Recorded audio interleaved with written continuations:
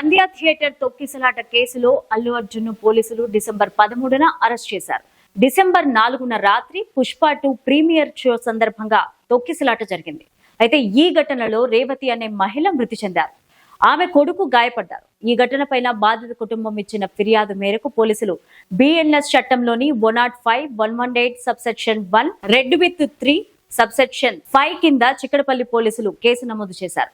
సంధ్యా theatre తొక్కిసలాట కేసులో తనపైన Chikkadpally police station లో నమోదైన కేసును క్వాష్ చేయాలని అల్లు అర్జున్ తెలంగాణ హైకోర్టులో డిసెంబర్ 12న పిటిషన్ దాఖలు చేశారు. అయితే ఈ పిటిషన్ విచారణకు రాలేదు. డిసెంబర్ 13న ఈ పిటిషన్ పైన విచారణ జరిగే ఛాన్స్ ఉంది. సంధ్యా థియేటర్ కేసులో ఇప్పటికే 3 పోలీసులు అరెస్ట్ చేశారు. ఈ కేసులో A3 గా అల్లు అర్జున్ ను పోలీసులు చేర్చారు. చిక్కడపల్లి పోలీస్ స్టేషన్ కు అల్లు అర్జున్ సోదరుడు అల్లు శిరీష్ చేరుకున్నారు. ఆయనతో పాటు ఆయన తండ్రి అల్లు అరవింద్ కూడా ఉన్నారు.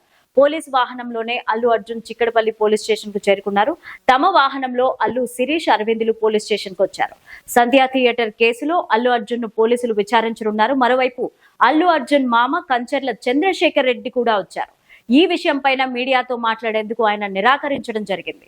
తమ ఇంటికి వచ్చిన పోలీసులపైన అల్లు అర్జున్ అసహనం వ్యక్తం చేశారు. నోటీసులు ఇవ్వకుండా, సమాచారం ఇవ్వకుండా తన ఇంటికి వచ్చిన పోలీసుల తీరును ఆయన తప్పుపట్టారు. అయితే నాన్ బెయిలబుల్ కేసుపై ముందస్తు సమాచారం ఇవ్వాల్సిన అవసరం లేదని పోలీసులు అల్లు అర్జున్ కు చెప్పారు. కనీసం తన డ్రెస్ మార్చుకునేందుకు అవకాశం ఇవ్వాలని ఆయన కోరడం జరిగింది. దీనికి పోలీసులు అంగీకరించారు.